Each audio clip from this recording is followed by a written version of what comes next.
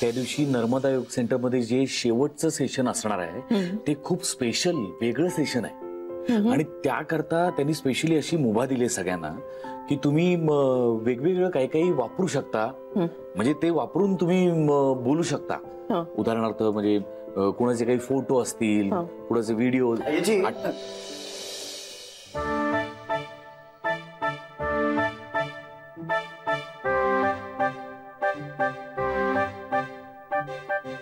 काय रे श्री? काही नाही, मी जातो मी. नाही तुम्ही काहीतरी बोलत होता आता, मी जातो. मी डिस्टर्ब नाही करत तुम्हाला, मी जातो. हा नाही काही नाही मी जातो. तू काहीतरी सांगत होतास ना तिला आता? नाही असं जनरल काय. अरे जनरल काय, तू खरंच काहीतरी सांगत होतास तिला. हरकत नाही, मी जातो ना. अरे बस ना रे श्री. काही नाही, मी एवढंच सांगायला आलो होतो की मी येत नाहीयेस. मी येतोय. Good, that is good for you. Anyway चालू दे तुमचा, मी काही मध्ये येत नाही, तुम्हाला डिस्टर्ब नाही करत. अरे बस तू. चालू दे. बघितलंस ना, राग तर लगेच नाकाच्या शेंड्यावर असतो. एक नंबरचा डॉमिनेटिंग आहे. तुला वाटतो फार साधा, हो पण तसं नाही. तो मला जे दाखवायचं आहे, मला जे तुला काय काय दाखवायचंय तुला? काय दाखवायचंय? कोणाला?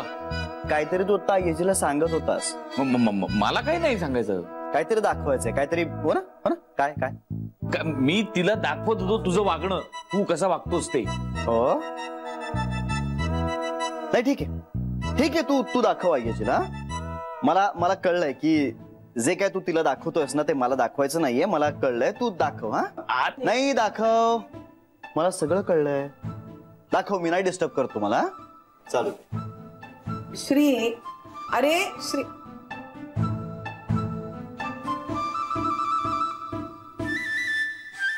कांता दाखव मला. काय दाखवणार होतास?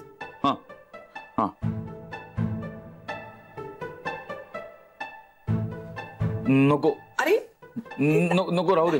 पटकन दिश. नाही नको, तुम्ही डायरेक्टच बघा आता.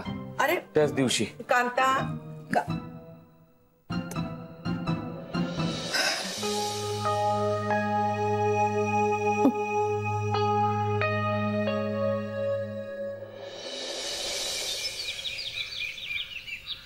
आई का चालली आहे नर्मदा योग सेंटर मध्ये? भाऊजींनी सांगितलं असेल. कांताला वेळ लागलाय. श्री पण जाणार आहे. वा, म्हणजे कांताने यालाही कन्व्हिन्स केलं? नाही, तो एकच दिवस जाणार. का पण? असं सहज. आणि आईचं काय? त्या भाऊजींसाठी जाणार आहे. म्हणजे भाऊजींना त्यांच्याशी बोलायचंय काहीतरी. मग घरात नाही बोलतायत? अगं त्यांचा काहीतरी कार्यक्रम असतो, म्हणजे आपल्या माणसांची बोलायचं असं काहीतरी. आपण आपली माणसं नाही होत का त्याची? तसं नाही ग बेबी.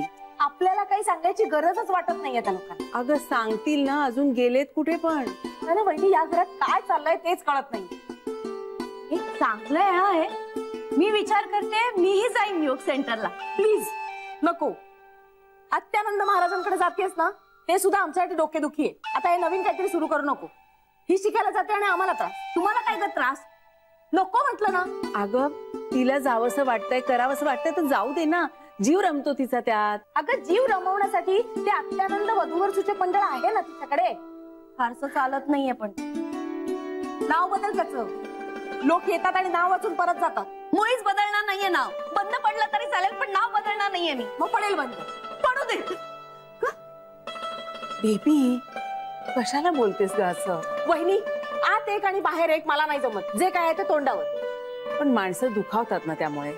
म्हणून मी माझा स्वभाव बदलू शकत नाही. अगं